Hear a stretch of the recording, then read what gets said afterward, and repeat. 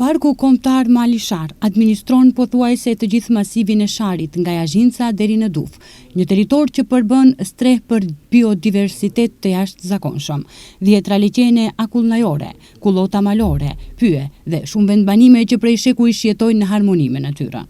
Në rastin e jubileut u organizua një ecje malore nga Bozovca deri në Leshnic, ku pjesëmarrësit patën mundësinë të përjetojnë nga afër bukuritë natyrore të malit Shar.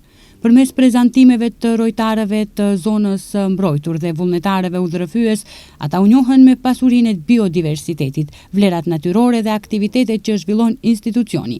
Një nga rezultatet më të rëndësishme është edhe regjistrimi i reqebullit të parë nga vetë institucioni, pikërisht në luginën e Leshnicës, duke konfirmuar se kjo zonë vazhdon të jetë një streh e sigurt për disa nga kafshët e egra më të ralla dhe më të rëndësishme të Ballkanit. Edhe pse Parku Kombëtar Malishar është një nga institucionet më të reja të këtij lloji në vend, ambicia e tij mbetet e qartë, përmes menaxhimit modern, mbrojtjes së bazuar në shkencë, partneritet me komunitetet lokale dhe zhvillimit të turizmit të qëndrueshëm, Malishar të shndrohet në një nga destinacionet natyrore më të njohura dhe më të vizituara në Europë.